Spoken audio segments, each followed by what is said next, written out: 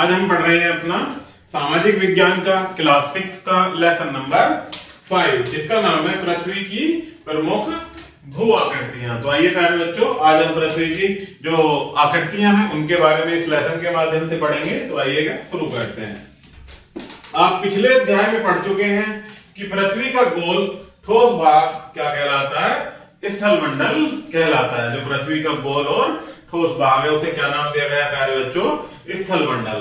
पृथ्वी की सतह पर हर जगह एक सी नहीं है, कुछ भाग ऊंचे तथा कुछ भाग नीचे हैं।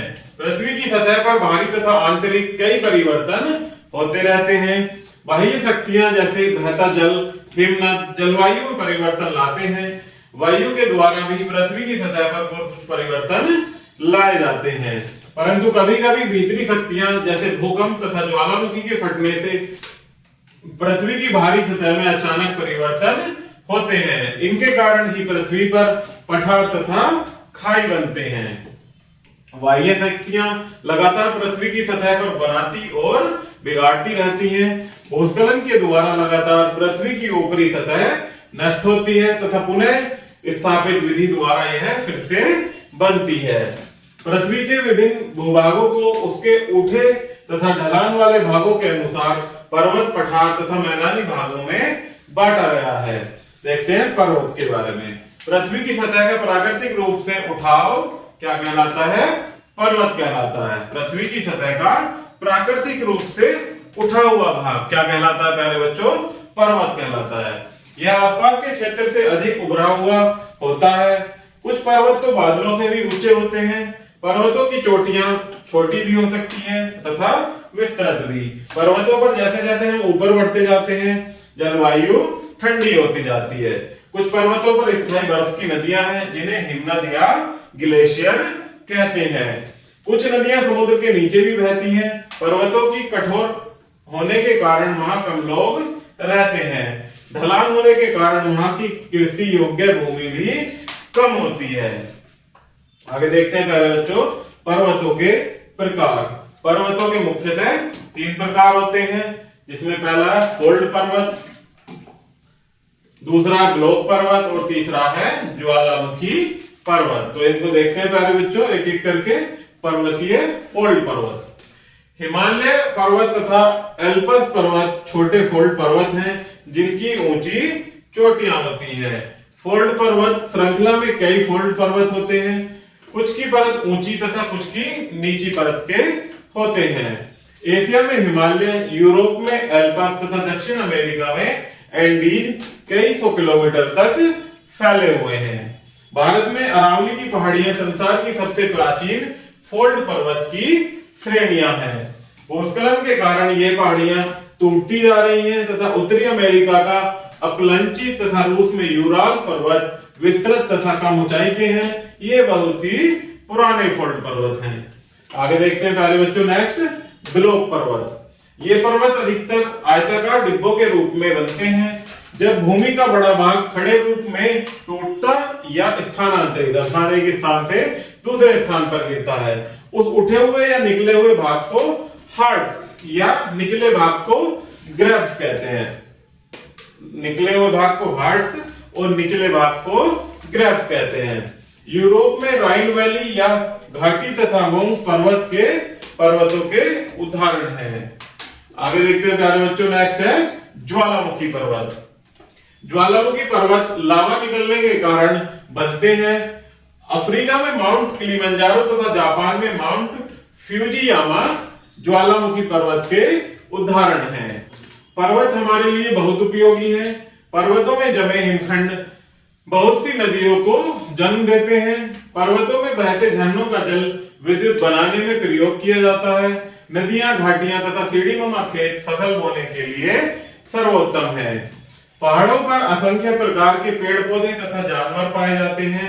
वनों से हमें ईंधन, इमरती लकड़ी, चारा तथा अन्य सामान जैसे गोंद, किशमिश इत्यादि प्राप्त होते हैं। कई यात्री पर्वतों की सुंदरता देखकर आकर्षित होते हैं।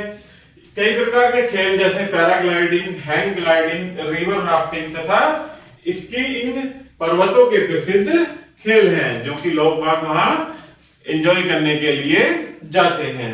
नेक्स्ट आता है प्यारे बच्चों पठार। पठार एक समतल उभरी हुई भूमि है, समतल है लेकिन उभरी हुई है। इसकी चोटी या शिखर सपाट होता है जिसे टेबल लैंड भी कहते हैं। पठार के या अधिक किनारे ढलाऊ होते हैं। पठार की ऊंचाई 100 मीटर से लेकर कई हजार मीटर तक ऊंची हो सकती है।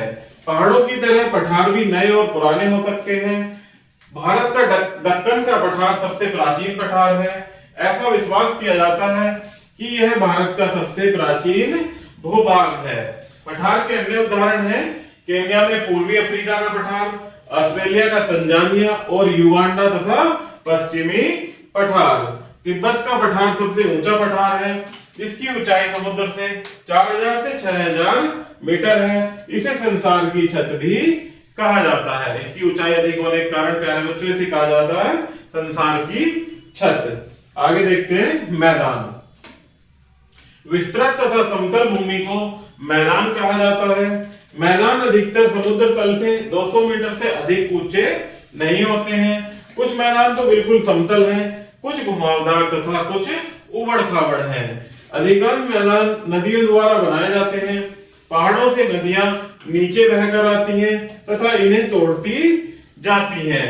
नदियां अपने साथ पर्वतों तथा चट्टानों के टुकड़े लेकर अपने साथ बहाकर ले आती हैं तथा ये पत्थर रेत या दलदल नदी के किनारों तथा घाटियों में एकत्रित होते जाते हैं। साधारणतः मैदान बहुत उपजाऊ होते हैं। अधिकतर मैदान कृषि के लिए सर्वश्रेष्ठ हैं। मैदानी क्षेत्रों में सड़कें तथा रेल की पटरियां बिछाना आसान है।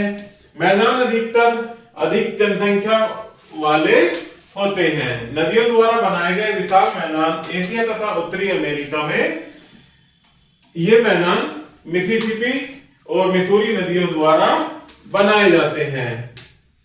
संसार के अधिकतर बड़े शहर मैदानों में पाए जाते हैं क्योंकि इमारत बनाने के लिए समतल भूमि उपलब्ध होती है।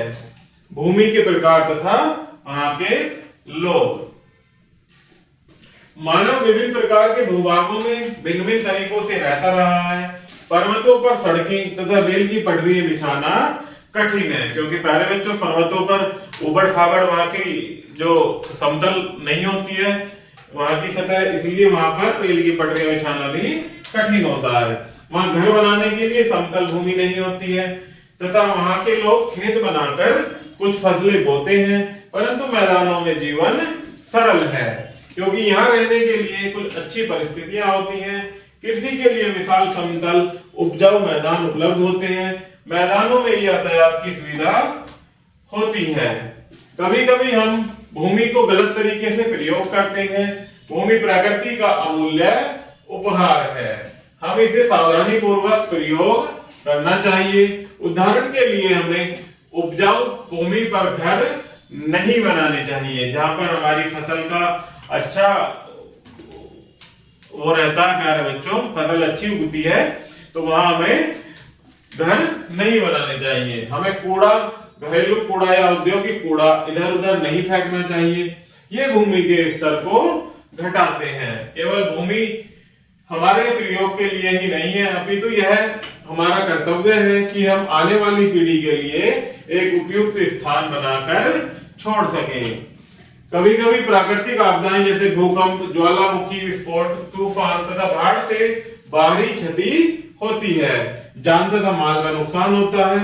इन घटनाओं के प्रति जागरूक होकर हम इस नुकसान को कम कर सकते हैं। इसलिए हमें इन घटनाओं के प्रति जैसे भूकंप और आपदा आदि के प्रति हमें जागरूक होना चाहिए। तो इसमें कुछ आगे मुख्य बिंदु दिए गए हैं प्यारे बच्चों, जिन्हें हम और आप मिलकर पढ़ेंगे और आप इनको याद भी करेंगे। इसमें पहला पॉइंट है कि भूभाग 3 प्रकार के होते हैं, पर्वत, पठार तथा मैदान। पर्वत तथा पठार उभरे तथा ऊंचे क्षेत्र होते हैं जबकि मैदान नीची भूमि होती है। नेक्स्ट है पर्वत 3 प्रकार के होते हैं, फोल्ड पर्वत, ब्लॉक पर्वत तथा ज्वालामुखी पर्वत। कुछ पठार तो कई सौ किलोमीटर तक विस्तृत होते हैं। पठार समतल शीर्ष वाले होते हैं। पठार अधिकतर खनिजों से भरपूर होते हैं। मैदान निचली भूमि होते हैं तथा नदियों द्वारा लाई गई मिट्टी से बनाए जाते हैं। नेक्स्ट है पर्वतों पर जीवन कठिन है परंतु मैदानों में यह आसान है। नेक्स्ट पॉइंट है भूमि प्रकृति का अमूल्य उपहार है, हमें इसका प्रयोग गलत तरीके से नहीं करना चाहिए। तो इस प्रकार से प्यारे बच्चों हमारा ये लेसन यही समाप्त होता है। आशा करता हूं कि आपको यह वीडियो जरूर पसंद आई होगी। धन्यवाद।